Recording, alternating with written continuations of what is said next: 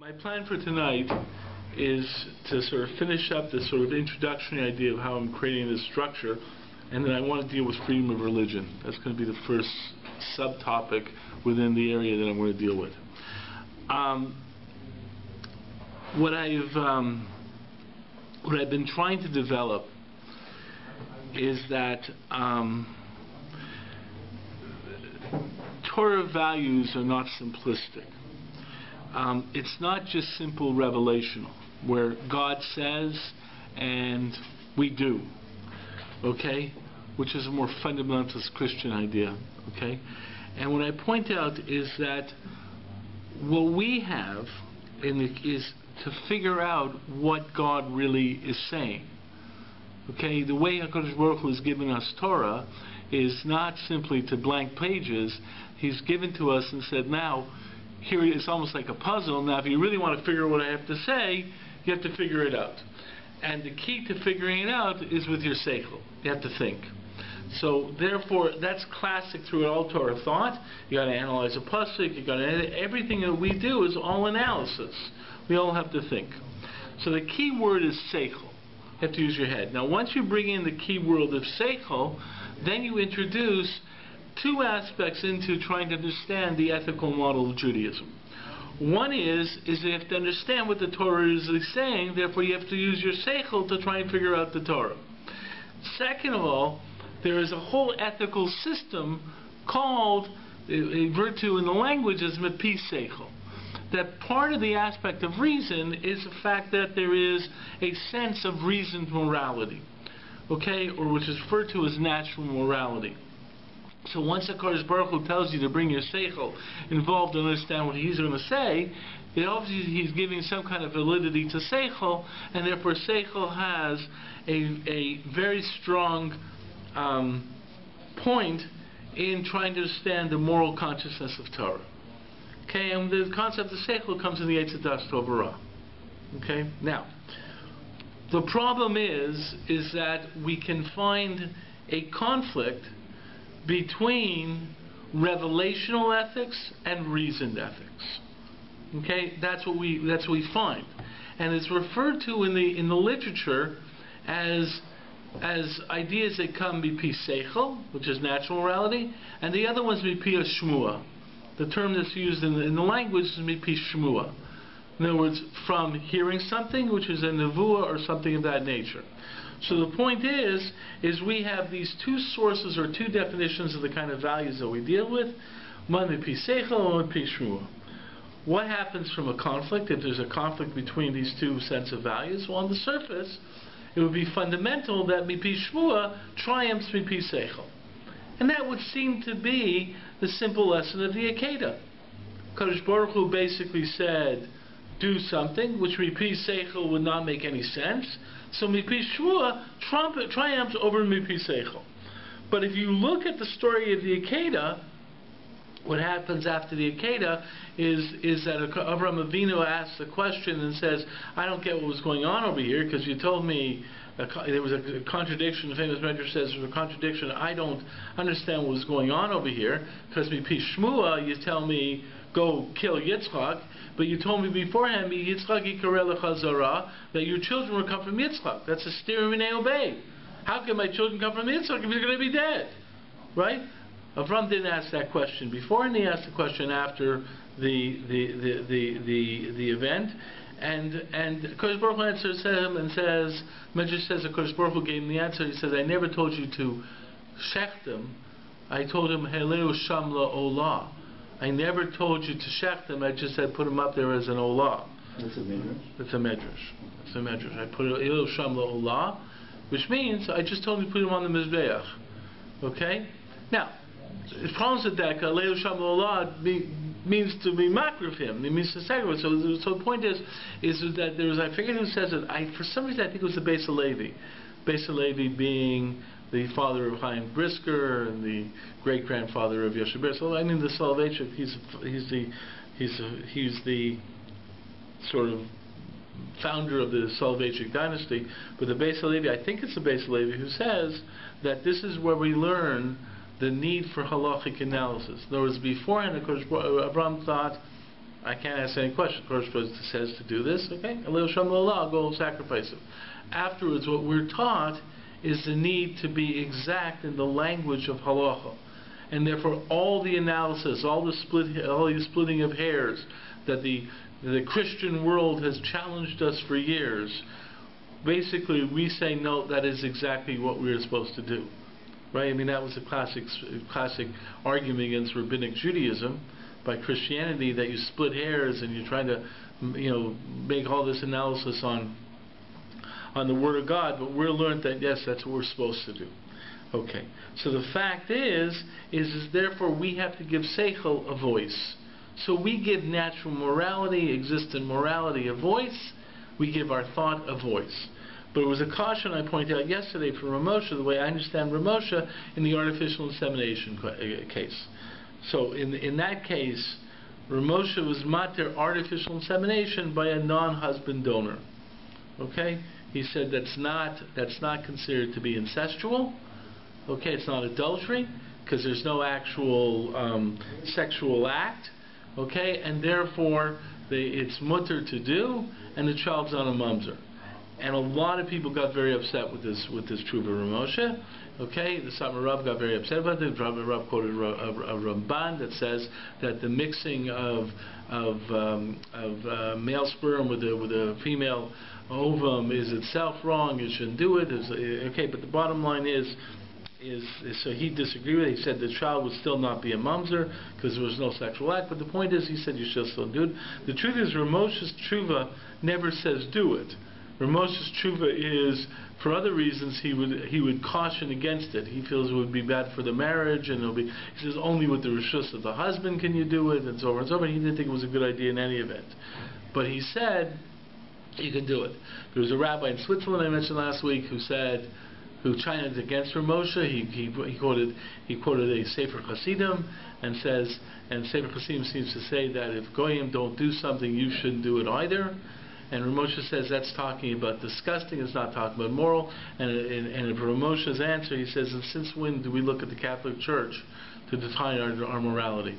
There's the argument of this rabbi in Switzerland, who's also a Talmid Chacham, who says is that we don't look as religious as the Catholics. They answer something and we say it's mutter. And Ramosha says, since when do we care what the Catholic Church says? So that's a tiny against.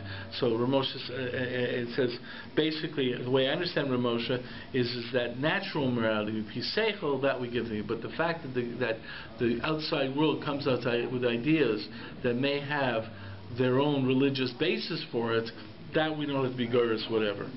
Okay, now to give you an example of how this can lead to two different perspectives. There's a fascinating drush done by Rav Yaakov Kamenetsky in a sefer called Emet L'Yaakov.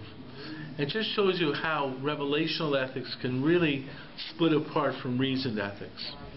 Okay, and there are issues in his drush, but I'm just pointing it out to show you how thinking can be very involved in terms of understanding this. So for a Jew has to keep Shabbos, right? Why? Because it's mitzvah in the Torah to keep Shabbos. For non-Jews, it's also to keep Shabbos, right? The halacha, it's brought down from the Gemara in Sanhedrin. It's brought down by the Rabban. Goy Shabbos is chayiv misa. A non-Jew who keeps Shabbos is chayiv misa. Not that he actually gets killed, but theoretically, it's a wrong thing to do to the extent of being something that kol b'shmai, it's chayiv misa. And this actually is an interesting halachic issue. When a person wants to become Jewish, a person is in the process of gerus, usually until the person is actually Megayer, if the person is keeping Shabbos already, because they usually with Gerim they tend to keep Shabbos for a little while, get used to it, and so on and so forth, they always tell them that at least one time on Shabbos, you have to go and do something to say that you didn't keep Shabbos. So a person in gerus will on Shabbos make a point of going to turn off the switch or turn on the switch that make a point that he's not keeping Shabbos because of this idea. Pardon? Where can we get a list of these people? List of these people who are allowed to turn on lights. No, they're people potential gerim. No, it makes sense, and yet they're non-Jews, right? Okay, so Kosher Shabbos Chai Misa. So Rav Yaakov makes the following statement. It's unbelievable. He says, why would this be? Okay, there's different arguments why it's be, and so forth and so forth. So he says the following. He says, what does Shabbos indicate for a Jew? Why do we keep Shabbos? Okay, we keep Shabbos. One of the reasons we keep Shabbos is because it reminds us of Brias Olam. HaKadosh Baruch Hu created the world, right? Therefore, we have to keep Shabbos because we show that we believe in Torah, and this shows that God created the world. But what about a non-Jew? So there's another Gemara that says a non-Jew is not allowed to learn Torah. There are issues with that. They can learn Torah, but the fact is, he points out straightforward, simple understanding. A non-Jew can't keep Torah except what really applies to them. So he raises the question: can a non-Jew believe in Brias Olam, in creation? If the only way you can know about creation is from revelation through Torah, can a non-Jew believe in creation? So he says no. A non-Jew has to find out mipi seichel, has to use his mind, his reason. And then he makes the following statement. He says, and who is the smartest person who ever lived short of the level of Nevuah? In other words, who is the biggest mind in reason? Aristotle. And what did Aristotle believe? In the eternity of the universe. Therefore, he says a non-Jew has to believe in the eternity of the universe, because that's the result of reason. So since we have revelation as Jews through Torah, we have a chiyuv of Shabbos to prove that God created the world. But a non-Jew is not allowed to know Torah. A non-Jew is only allowed to use his seichel. So a non-Jew who believes in creation will be acting contrary, thinking contrary to the smartest man who ever lived, Aristotle, and believing in Brias Olam, who believes in the eternity of the universe. That's the idea, that a non-Jew can't keep Shabbos because he can't make a statement of creation because he has to believe in the eternity of the universe. And if he believes in creation, it's a type of avodah zarah. Now, there are a tremendous amount of problems with Rabbi Yaakov. Tremendous amount of problems with it. Who says Aristotle is the smartest man who lived anymore? There's a lot of problems with it. There was something else. Aristotle believed, yes, that the universe was eternal. Yes. Even before creation. That there was no creation. So there's no creation. Right, that's exactly it. A non-Jew has... You can't learn about creation. Right, exactly. That's exactly what he's saying. He says you cannot, a non-Jew can't learn Torah and therefore learn about creation. A non-Jew has to believe in the eternity of the universe. But Aristotle didn't believe in the eternity of the universe. Yes, he did. He believed in the eternity of the universe. After the creation. No, there was no creation. He didn't believe in any creation. Right. No, that's the whole way. So there's an eternity. Right. Before what we think was creation, and after what we think was creation. Yeah, but the fact, that's right, but that's what they have to believe. That we believe in a creation, in a yesh me'ayin, creation out of nothing. He says non-Jews can't believe that. Aristotle didn't. No, because he never believes in creation. Right. That's the point. A non-Jew can't believe in creation. Okay. So what if Aristotle, like other things that he believed in, were misproven? It's a problem. That's a problem with what he's saying. The truth is, there's a lot of problems with what Yaakov is saying. Okay, there's a tremendous amount of problems. The fact of the matter is that the very idea that non-Jew can't learn Torah, it's clear, it's not so simple. A non-Jew can't learn Torah, and there's a big issue whether he can learn Torah Shabbat. Torah Shabbat, a lot of people say a non-Jew could learn. There's a lot of problems with Yaakov's statement. The fact is that it really doesn't make any. There's a lot of reasons, but the only reason I'm pointing it out to you is to show you that he actually says, hey, listen, two separate systems. And he has this idea that you can argue to a non-Jew that they just use reason, can come to conclusions that are clearly against our conclusions. That's the only reason I brought that up. Okay? But when we have to at least, and he shows that, you see, two different systems, and there's other indications that there are differences between Noahide law, in other cases between Noahide law and Torah law and so forth, but his distinction about Mipi Seichel is not, it's a lot of problems with it, but I just pointed out to show you a distinction. Okay, so the fact is, though, is the fact that he brings that up shows that we as Jews can think differently. We can have different opinions.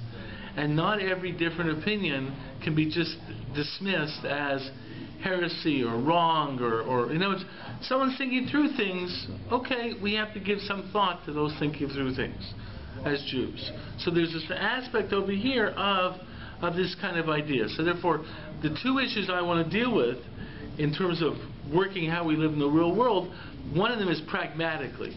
How do we make decisions in the real world given that we live in an environment that lives with different values?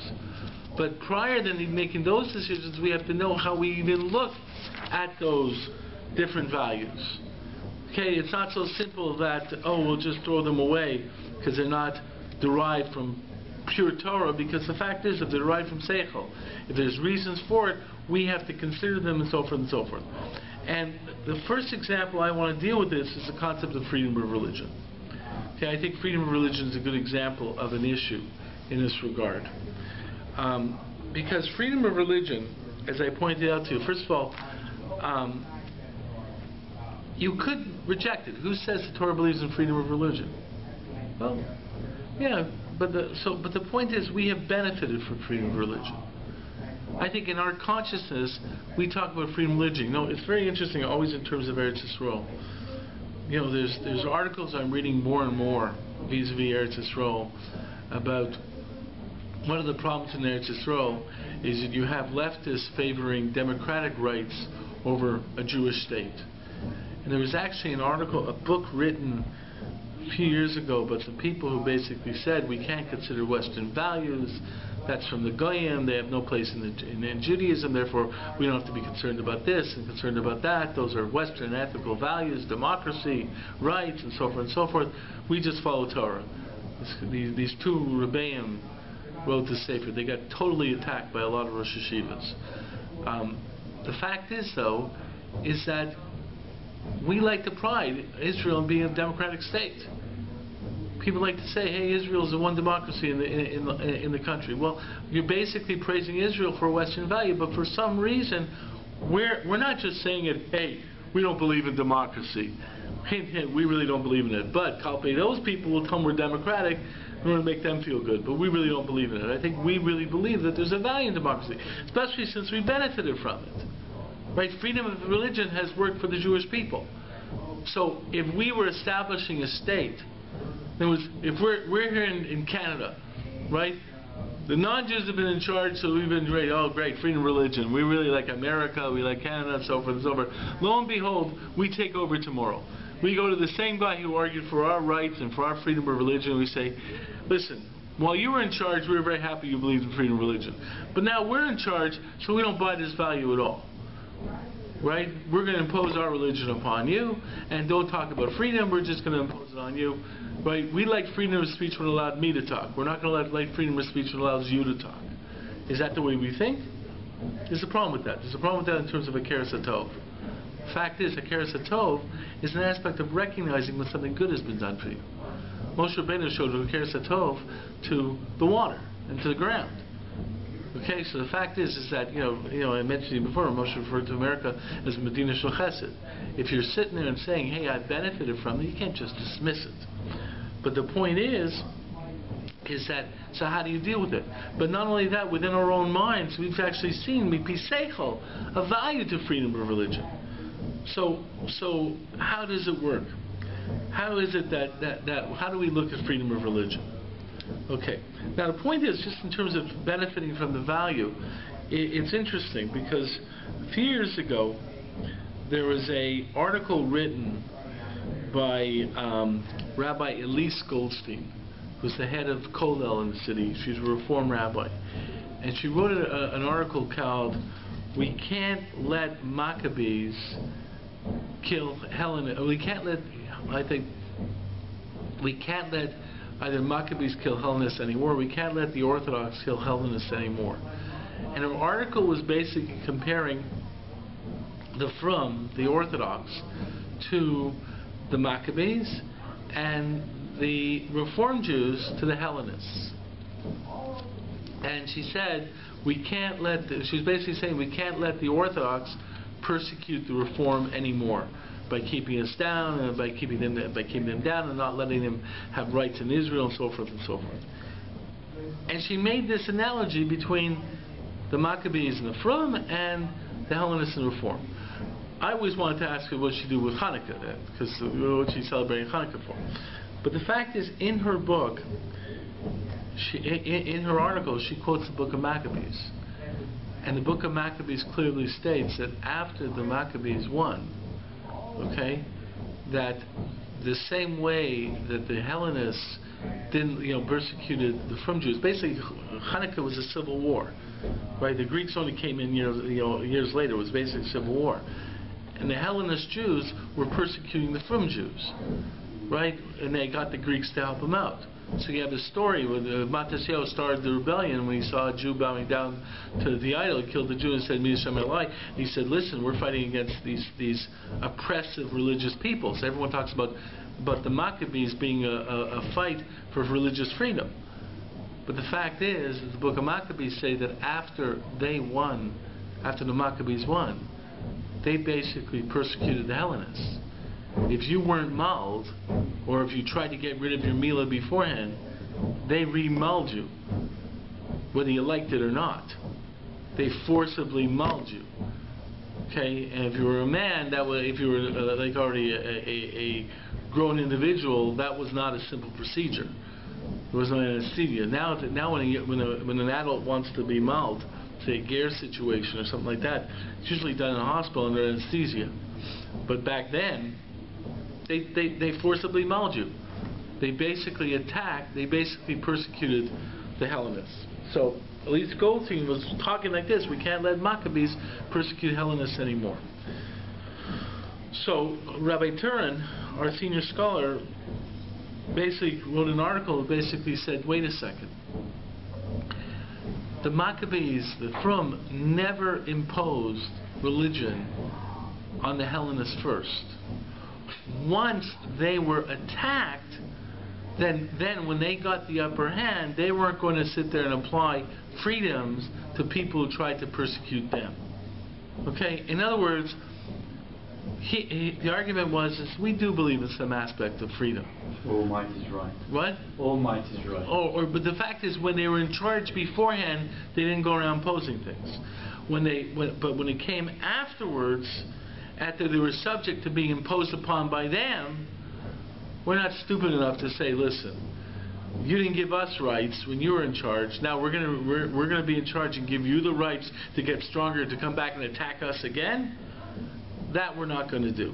Okay, so Turner's arguing that there's a certain response to reality, but in the same way, if they gave us rights, we should have a certain of a keres hatov to their rights. So there's a certain aspect that freedom of religion we benefited from, so we can't just dismiss it.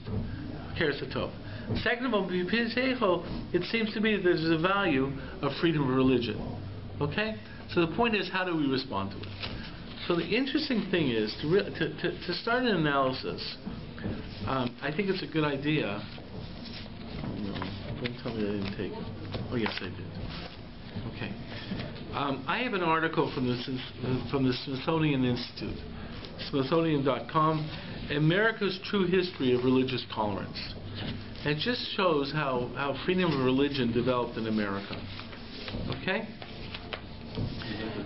Pardon? Pain? Yeah. Right. But the fact is people talk about freedom of religion in America, and everyone starts about how the Puritans ran away from England because of religious persecution. Everyone has this nice idea that the Puritans came over here and they were persecuted over in America, and they were persecuted over in Europe. They came over here and they wanted to live in freedom of religion. But the fact is, if you really look at the history, the Puritans did not advocate freedom of religion. What the Puritans advocated was freedom to be Puritans. If you weren't a Puritan, they killed you anyways. So as they point out over here, and it's an opening line over here from this thing, and for the people on Kosher Tube, you can get this off Smithsonian.com. There it is, America's True History of Religious Tolerance. And I'll just read you a line here. I love this line over here. It says, in the storybook version most of us learned in school, the Pilgrims came to America aboard the Mayflower in search of religious freedom in 1620. Okay? And basically, ever since then, the religious dissidents followed and arrived, and they all came over here. And then the line goes on. They coming to an America where they found a welcoming melting pot in which everyone was free to practice his or her own faith. The problem is this tiny narrative is an American myth. The real story of religion in America's past is often awkward, frequently embarrassing, and occasionally bloody tale that most civic books and high school texts either paper over or shunt to the side. Bottom line, in the beginning, there was no religious tolerance. And if you want any proof of that, just think of the Salem witch trials. Right? Basically, there was people who ran away from Europe because they wouldn't want to be persecuted. But when they came over here, they were very happy to persecute everyone else, including a lot of Indians, the heathen Indians and so forth. Right? So the point is, where does freedom of religion really come from? So the fact is these arguments really began, and you're right, they began with Thomas Paine and Thomas Jefferson. Okay, Thomas Jefferson started arguing like that in Virginia, and Thomas Paine was also the person who put it into the Declaration, into the Constitution. And I read a very interesting book. The number one, Thomas Paine and Thomas Jefferson were really both atheists. Okay? Paine basically said, I think it was Thomas Paine who said, I think it was him who said this. I know it was one of the American founding founders who said, okay, let me get this right. These Christians believe that Jesus showed up and told everyone he's the Son of God, so forth and so forth. Great, okay. But let me get it right. Where did he show up? He showed up where the Jews lived, right? So he showed up to the Jews and told the Jews who he was. And the guys who actually he showed up to basically said, I don't think so. If you really find this out correctly, where did Christianity really take off? It's when Paul started going around, it really took off in Asia Minor. And there's a whole argument that one of the reasons it took off was because Christianity said you don't have to do Mila anymore, because you read Josephus, there were a tremendous amount of people who were friends of the Jews who wanted to believe in monotheism.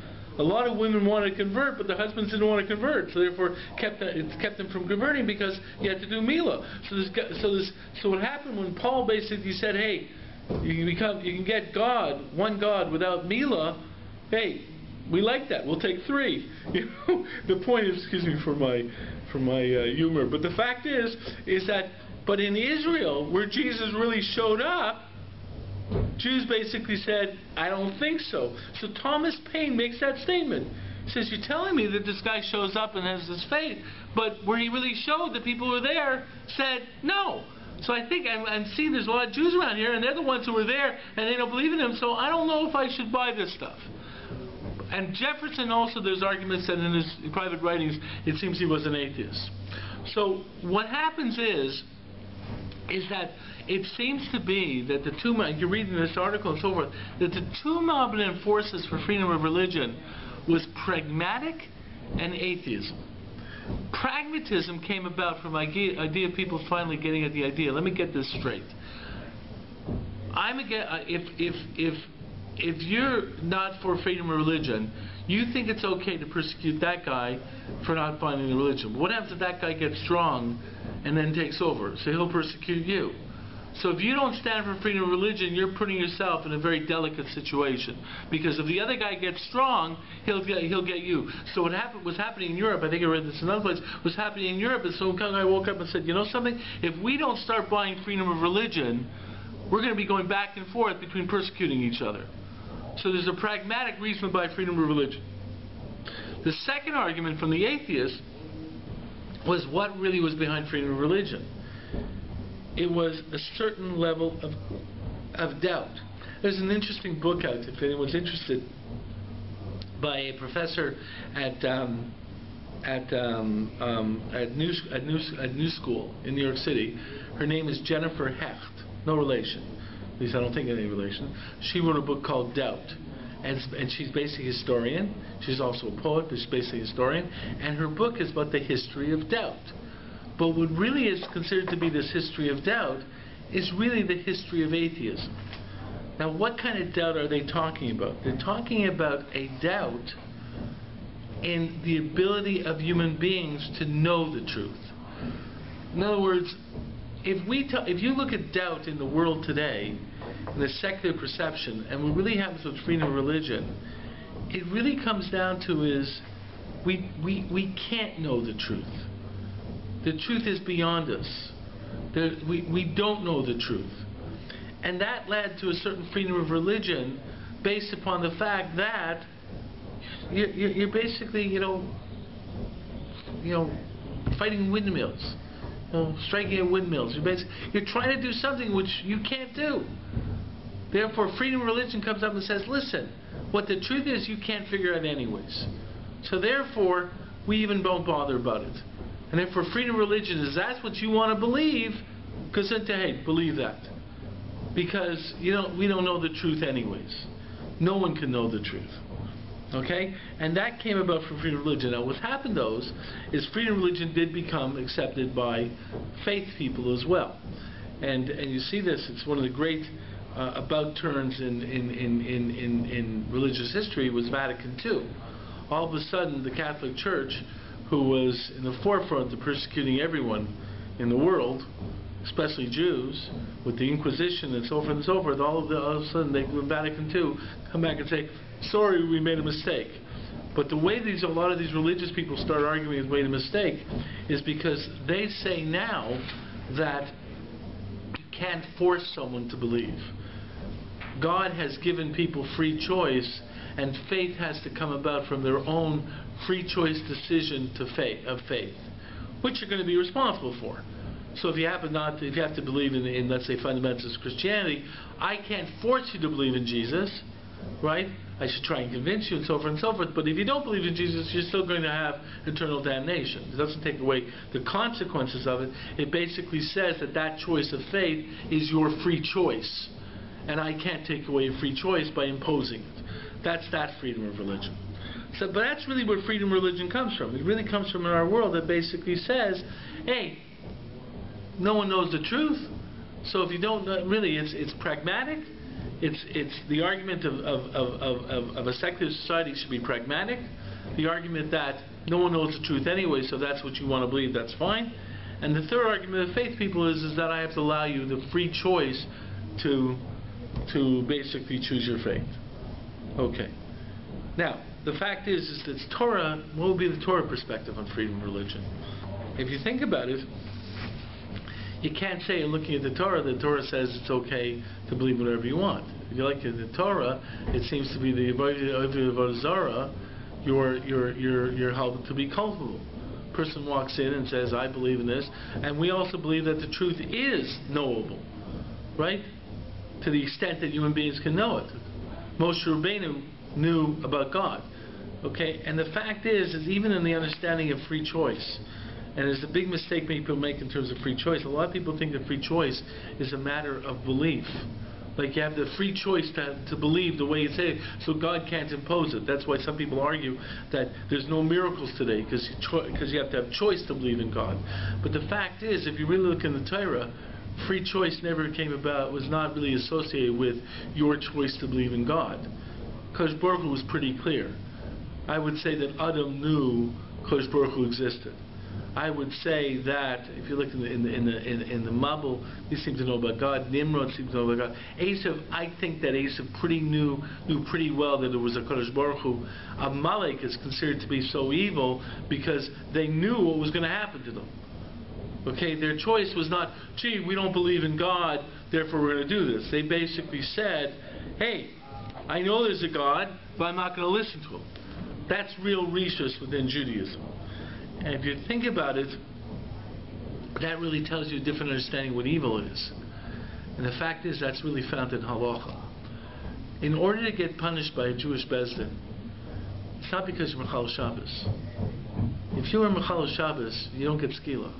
What do you need to have to get skila? What do you need? What do you need? What? You need two eyewitnesses and a warning. And also in that warning, you have to have Kabbalah of the warning. If you want to have a warning, you just do a warning and you say, listen, two eyewitnesses see you're about to be Mechal Shabbos, and they tell you it's usher for you to be Mechal Shabbos and the penalty is death, right? and the guy keeps quiet, he can't be killed. Cannot be killed. There's a fascinating Rosh on this in Moy Cotton. The Rosh in Moy Cotton points out that you can never get killed for an Aver L'Tayavon. Or really theoretically, a person should never get killed, or never theoretically even not get punished for Aver L'Tayavon. That's not so simple. There's a machlokes, another issue, but theoretically, according to certain viewpoints, let's say I want to have a Big Mac. I got 2 eyewitnesses saying, that Big Mac, what is it? It's what? Bacon and cheese and beef. You're going to remember basar b'chol, that's lashes. You're eating pork, you're eating bacon, that's lashes. Here's the warning, so forth and so forth. But I got a real taiva to eat a Big Mac. I can get away with eating that Big Mac and not get punished by doing what? By keeping my mouth shut. So the Rosh says, the person is doing a Aver L'Tayavon. That's not why he gets punished. It's not for eating the Big Mac. It's not even eating the Big Mac because he has this great desire to eat the Big Mac. Kalpei Shmaya, Kosh Baruch Hu will still take care of him. That's up to Kosh Baruch Hu. It says, why does a person get punished in this world? It has to be the Aver L'Hachas. Has to say, I know God told me. Can't even say, I don't believe in God. If a person says, hey, it says in the Torah that well, I don't believe the Torah, also can't get punished. Never accept it wasn't Makabel Desra. I don't believe that it's Asur. He has to say, I know that it's Asur to do this. I know it's 100% forbidden to do this, and God told me not to do it. But I'm going to do it anyways. That's L'Hachas. That's just by God. That's the definition of evil in Judaism. And if you think about it, how many people really ever achieve, if you want to use that word, that level of evil? Imagine thinking about it. If God came down to you and said, hey, jump. Get up and jump. What would you guys do? If God told me to jump, I would say, how high? Right? I'm not going to say, no, God, I'm not listening to you. That's unbelievable. But that's the real definition of evil. But you think about this. If a person says, I don't believe, he can't get punished. And that's an interesting perspective that opens an idea that doubt becomes acceptable on a certain level in Judaism. Not totally acceptable, but it opens up the idea that, now, it opens up another issue. The fact is that this issue, I'm just putting this to the side, creates a certain question in terms of the Jewish courts. If a person can't get punished unless he's giving a warning, then think about this, you can get away with murder. I like to point out to people, what happens if a bunch of gang goes into a Jewish, let's say the Beis Yaakov, right? Locks all the doors to the outside of the Beis Yaakov, gets everyone in Beis Yaakov down into their gym or their assembly room, puts all the men up on the stage, okay, has all the women watching, and just takes a submachine gun and kills all the men in front of all the women. What happens to that guy in a Jewish court? What would happen? He's not chayav. Why? Because he wasn't. Well, I said the case of women. All the women. He didn't kill the women. He only killed the men. Right. The women are not. So the women are Adam, right? So therefore, you sit there, and the guy goes out and he says, even if he was warned, he didn't accept the warning. I don't accept the warning. Or he keeps quiet, shoots all the men, walks outside carrying his submachine gun, his assault weapon, and goes up to the policeman and says, if you go in there, you'll see all these bodies. I just killed those people in front of all these women, and all the women are yelling and screaming, yeah, he killed them. Well, self-incrimination is not acceptable in the Jewish court. Women aren't good witnesses. Maybe he never accepted a straw. Hey, you're off the hook. Right? Wrong. The Rambam is very clear about this. And it's clear in the Gemara as well. That for law and order, there were two court systems that didn't have to abide by these technical laws of evidence, okay, in order to protect law and order. One was the Beis Din HaMelech, one was the King's Court, and one was the emergency power in the regular court. So, if you got off on a technicality, the Rambam says explicitly, if you got off on a technicality for Avodah Zarah, you walk free. You got off in a technicality on Shabbos, from Michal Shabbos, you walk free. You got off in a technicality for Misa, you were taken care of. Okay, don't worry, you didn't walk free. Law and order is a different issue. But in terms of theoretical Jewish concepts, you're only a Rasha if you say, I know God told me not to do this, and I'm doing it. But if you say, I don't believe, it's not so simply a Rasha. That's called Shmaya. And the courts don't deal with it unless it's going to really undermine all of society. There's a certain argument that if it's going to totally undermine the base of society, then they'll also use this idea. So the fact is once you look at that, it really is an idea that there's actually openings for some aspect of freedom of religion within Judaism. Because you want to protect society, but the fact is someone not believing is not necessarily put into that category of Rasha. And it goes any further than this. There's a Gemara in Shabbos. It's a very fascinating Gemara. Okay? If you want to take this Gemara, these are the three cases in Shabbos that of the three Gerim. Okay, and we'll try and finish it up because it's already late, but we'll try just finishing this up. Okay? There are three cases in Shabbos of Gerim who wanted to be Megayer. Right? The most famous one is the guy who comes in and says, I want to be Megayer on one foot, right? And the person and he goes to Shammai and Shammai kicks him out. This is the most famous one. Goes to Hillel and says, I'm going to be Megayer if you teach me Torah on 1 foot. And Hillel says, all the Torah is don't do to your neighbor what you don't want done to yourself. Everything else is commentary and so forth and so forth. That's the famous story. But there was another story. A ger came to Shammai and said, how many Torahs are there? And the guy says, and Shammai says 2, Torah Shebechtav and Torah Sheba'al Peh. So the guy says, convert me on condition that I only accept Torah Shebechtav. Okay? Shammai kicks him out. You can't convert. It's not the religion. The religion is Torah Sheba'al Peh. You can't convert it only accepting Torah Shebechtav. You want to be a Karaite, go be a Karaite. You can't be a From Yid converting that way. Okay. He went to Hillel. The Gemara says, and if you look inside, it's at the 2 dots. If you look in the middle of the page, there's 2 dots. 2, 4, 6, 8, 10, 12, 14 lines from the top. And this is Gemara Shabbos, Lamed Aleph, Lamed Aleph. It says, Tanu Rabbanan. Do you guys have it? Okay? Ma'aseh b'nachar yechad sheba lifnei Shammai amar lo kama Torahs yesh lechem. Non-Jew comes before Shammai and says, how many Torahs are there? Amar lo shtayim. Shammai says 2, Torah shebechtav, Torah sheba'al peh. Okay, the written and the oral. Amar le shebechtav ani mamincha, sheba'al peh ein mamincha. I believe in Torah shebechtav, I don't believe in Torah sheba'al peh. Gareini amanash tlamdeni shebechtav. Okay? Convert me on the condition that you'll teach me Torah Shebechtav, the written Torah. Okay? Garbo v'etzub b'nezifa, he struck him and he threw him out. Okay? Okay. Very angry. Balifnei Hillel, he came before Hillel. Garini, Garecha. Same thing happened, and Hillel converted him. What did Hillel do? Yom HaKama. First say it's beautiful what Hillel did. It says Yom HaKama Amalei Aleph Beit Gimel Daled. First day he says, okay, we got to start by teaching the Hebrew alphabet. You got to learn, right? So here's the Hebrew alphabet. This is an Aleph, this is a base, this is a Gimel, this is a Dalet. Great.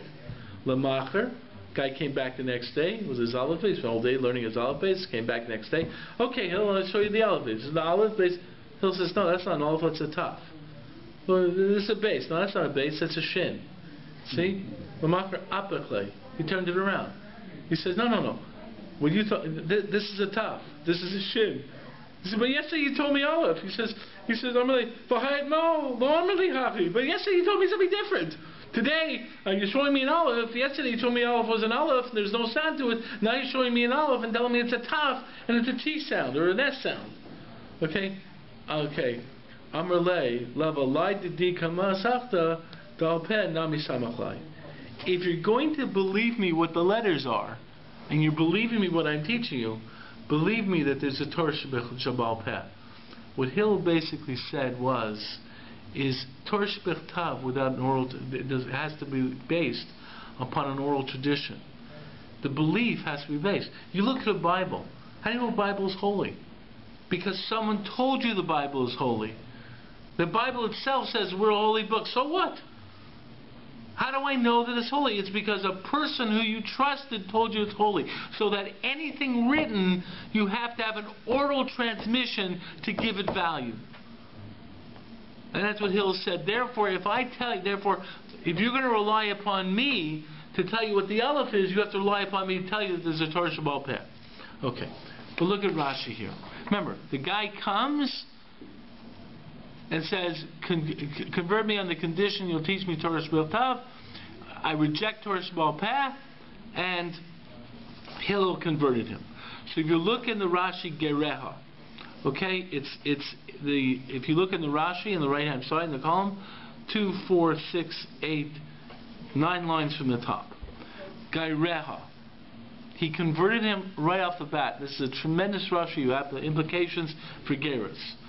V'samach al chachmasa shesofa shegelenu l'kamulav. And he relied upon his own ability to teach him that in the end the guy will adopt the full Torah. Okay? In other words, at this point in time, he's not buying the full religion, but Hillel converted him anyways, because he knew that in the end he'll convince the guy about the truth. Right? Which is a fascinating idea about Geras. He says, this is not comparable to another case. There's a halacha that says, if a person says, I want to convert, I'll accept all the mitzvot except one. In other words, I'll convert on the condition that I can still eat Big Macs. You can't convert him. Okay, that's chutz l'davar echad. You can't convert him even if he says, I'll take 612. I can't, okay, why? But this is not comparable. Why? Shelo haya kofer b'Torah Shebal Peh. Because he didn't kofer, he didn't deny Torah Shebal Peh. Elo shoho haya mamin. He just didn't believe shehi mipi gvura. He didn't say, I deny Torah Shebal Peh. All he said is, I just don't believe it's from God. Okay, Hillel and Hillel was convinced that eventually, at the end, he'll buy it. But the point is, at that point in time, Rashi is saying that the fact he does not kofir, he did not say no to it, he just didn't believe, was enough for Hillel to buy it. So the problem is, what exactly is Rashi saying? Now, Moshe Feinstein basically is blown away by this Rashi. So he gives a shot in Rashi, which is very difficult to read into the words of Rashi. He basically says that this guy didn't say he would not follow Torah Shebal Peh. He just didn't believe it was from God. But he would follow Torah Shebal Peh. He believed that you had to follow Torah Shebal Peh. He just didn't believe it was from God. What he was saying is he didn't believe that the decisions of Hillel and Shammai and the door were from God. In other words, I buy that there was a Torah Shebal Peh, but I don't think the rabbis today are really giving it over. So Hillel was able to convince him that he give it over. In other words, Moshe says that's not denying that there's a Torah Shebal Peh. That's basically saying I don't think we have it right. So he says that's what he calls he's mechusar. He is a chesron yediyah. He just doesn't know the law. In other words, it's not that he denies the law, he just doesn't know it, and eventually he'll thought he could do it. That's the way Moshe understands it. I think Moshe is problematic in the reading of Rashi.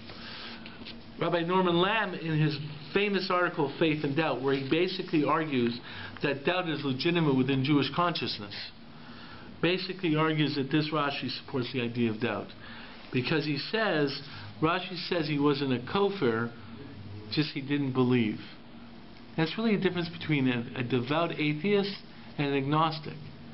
A devout atheist basically says, there is no God.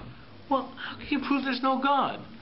Maybe you don't understand God, but maybe it's a God you can't understand, but you can't really prove there's no God. If you have questions, I'm not proven, that's it. So what he understands what Rashi is saying is a person who says, hey, I don't believe, that's not a kofar. A kofar is a person who says, it's wrong. I don't believe, that's doubt. There's a difference between denial and doubt. Now, in the end, it's pointed out that Hillel was not willing to convert him unless he believed that he'd be able to get rid of the doubt. Because in the end, the person has to be a person who will be following Torah mitzvahs. But at this point in time, he was saying that doubt is not a problem for conversion. But really what comes over here is that there's a difference between denial and doubt. And I think that from this Rashi, I get the idea that he's saying that a person who's not mamin, having doubt, is something that we can actually see as having some type of value, some type of place in the world. Person says, I have doubt, and Rabbi Lam in his noted article, Faith and Doubt, and if you Google, you'll be able to get a copy of the article on Faith and Doubt, basically argues that there's a problem if doubt leads you not to be halachic. Then you have a problem halachically as a Jew in terms of following Torah mitzvahs and so forth and so forth. But the point is he's saying that doubt itself is not necessarily a problem in terms of your ability to be a Jew. That in certain ways, a Rasha is someone who says, I know God exists, I'm still going to do an Avera. Or I deny this to be, that's worse. But if you just simply have doubt, because denial, saying atheist, I know it not to be true, that's a problem. How can you know that not to be true? But doubt, that has a place within Judaism. It actually makes you think. It actually makes you think. And it's from that perspective, I would argue that there's a place for freedom of religion within Judaism. I'm going to finish up with something I once saw in LA Law. There was a show, LA Law, and they used to take real live cases. And they had a case of two parents who were witnesses who don't go to doctors, right? So they had a kid who had meningitis, and rather than taking the kid to a doctor, they took the kid to a faith healer, and basically the kid died. So they were before the courts. You guys, did you ever see this case? Okay, and before the courts, they basically argued that they should be guilty of negligence in terms of being parents and so forth, and their argument was freedom of religion. We acted with due consideration pursuant to our religious beliefs, leading freedom of religion. The point is, in the end, though, in the story, the mother was the one who broke down and took the kid to the hospital. It was too late, and the kid still died. So the final decision of the court, the jury, was that the husband was not guilty because he was totally abiding by his religious beliefs, but the wife, who showed doubt, right, she was found guilty, okay, because she could not rely upon freedom of religion, because she was not abiding by her religious beliefs. So the answer is, I argued, that you see, I think Judaism does believe in some aspect of freedom of religion. Okay, it does have idea of working with doubt. However, this is the big difference. It is not the doubt that came out of atheism, which is the truth can't be known. It's the doubt that comes about from the need for individuals to struggle to know the truth. HaKadosh Baruch Hu has given us a challenge in knowing the truth. And that's what doubt is about. We have doubts in this world because it's not clear. We don't have Nisan Nigloim anymore. The Chazon Ish says, well, at Nisan Nigloim there's no true kofer anymore. There's no true min anymore. There's no true heretic anymore. Because Nisan Nigloim show that that's true. So our doubt is real. The fact is what's the problem? The problem is our ability to know the truth. So the truth is, as long as we struggle with that ability, we will respect freedom of religion. So I argue that in a certain way I think Judaism does have a freedom of religion, but it would be different than the freedom of religion of secular society, but it would be based not upon that the truth's not known. It's based upon the fact that human beings can have doubt and may not know and struggle with it. And as long as a person's struggling with it, I think Judaism will be accepting of that form of freedom of religion in terms of knowing things. And now the question is you understand that there's a place for freedom of religion within Judaism. We have a little different bent on it, but it's from the fact that, hey, we understand it's hard to know the truth, So now we have to understand that, how it applies in our relationships under freedom of religion, and that's what we'll do next week. How does this affect our thinking of freedom of religion in this world?